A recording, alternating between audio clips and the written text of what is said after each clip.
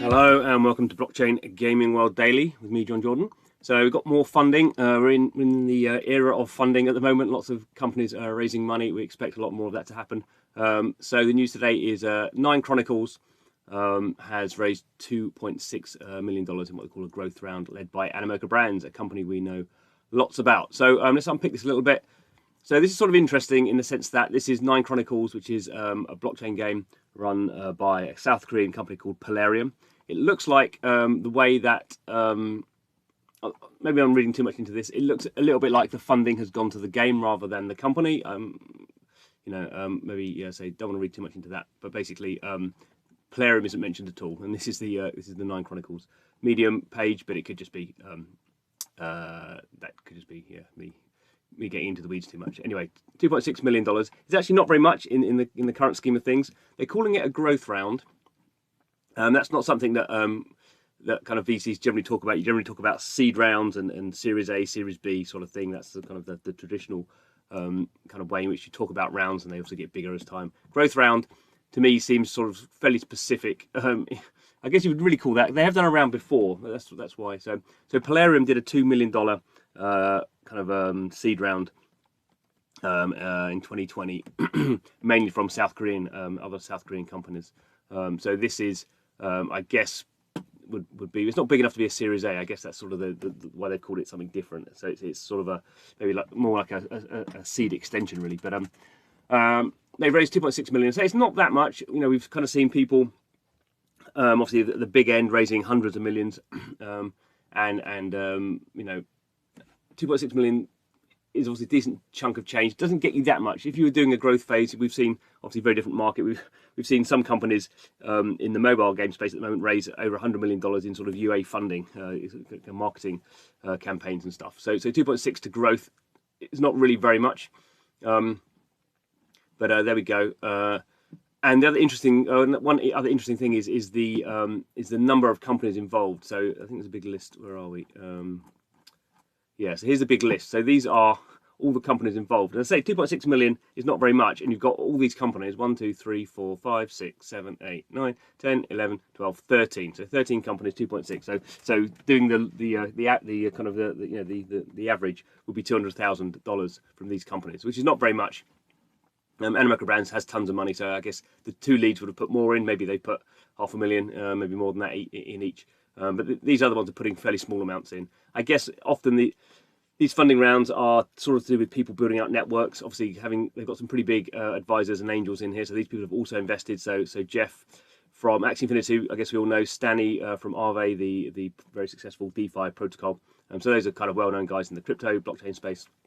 That's good from that point of view. I'm always personally a little bit. I never like to see too many sort of companies investing little bits of money in there. I kind of think, well, why don't you get more money off them? But anyway, that's just me. I don't have a company that raises money, so I should keep my mouth shut, shouldn't I?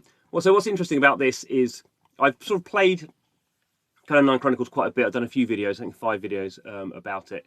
It's currently a PC game. It's sort of like an idle PC game. I think it would work much better on mobile. The other sort of interesting thing with it is at the moment, it's sort of what we might call like a true blockchain game, in the sense that when you download the PC client, everything you're basically running a node. So the game, the nodes in the game are the people playing the game. So it's almost like if you had a game running on Bitcoin, you'd have to be running like a Bitcoin node to play the game. So there are sort of issues around that. It makes it a big sort of download. It also means the sort of network can be quite not necessarily very stable, depending on when people are coming on, particularly if you don't have that many nodes. So at the moment, they're saying more than 2,000 nodes powering the network daily.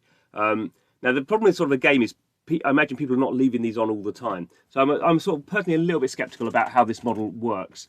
And I find when I'm playing it, you get lots of block reorgs, which basically means your client is losing connection to the proper blockchain.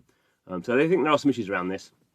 But anyway, we'll kind of see how that plays out. And I say this is sort of a different approach to many other blockchains. They're not sort of, they're running their own blockchain effectively, and it's all open source. So you can kind of see there is a lot of potential around this sort of technology. I think at the moment it suffers from more learning and more kind of early phase kind of issues than if you're just deploying on an already launched and successful blockchain. But it's interesting. We are seeing, like we've seen with other games like Splinterlands and Axie Infinity, this is the period of the start of the sort of growth curve. So monthly active users, we're up to about, it looks like up to about 10,000, which is, which obviously they've seen a lot of growth. They're saying 850% growth in Q2, so that's pretty impressive. Numbers, I guess, generally still sort of fairly small compared to now with Axie. We're seeing getting on for 1 million DAUs, although obviously they're not running full nodes or anything like that. So the token, the sort of in-game token is called the NCG, which is 9 Chronicles Gold, and you sort of earn that just by kind of playing the game, because obviously you're sort of running a node. Have the nodes, battles, say these are sort of idle battles. You sort of have an NFT. You have a character, you stick NFTs on it, it gets more powerful, you can do more battles, you get more gold, you can buy more sort of armor and weapons and stuff. So these are the NFTs, and there's kind of people trading these on a decentralized marketplace. So all the usual things we'd expect in a blockchain game, just this one is sort of running on its own blockchain. So what they're going to be doing about this sort of stuff, let's have a look. Let's go through all the quotes. Yada yada yada. Yeah, brilliant. Okay, so what happens next? What are they going to do with this money? So they do have, as I say, there are some issues with I think the blockchain side of things. So they are going to look at the moment here like a light game client. So in a sense, you sort of want to make a game as accessible as possible. So everyone running a full node is sort of an issue. But obviously you do want people to be running the node. So if everyone's just running the game client, then who's running the node sort of thing. So you do have sort of an issue here. This sort of stuff is I guess more important for if you're going on mobile. I think they should be on mobile. They say they're going on mobile. So as soon as you go onto mobile, people are running these light game clients, but you still need to have a sort of a way of making sure there's enough nodes running all the time. So there's sort of an issue there. Going to move to proof of stake. So at the moment they're running, I guess they're running proof of work. I guess on their own sort of blockchain that I'm not quite sure where their blockchain has sort of they just built it themselves, I suppose.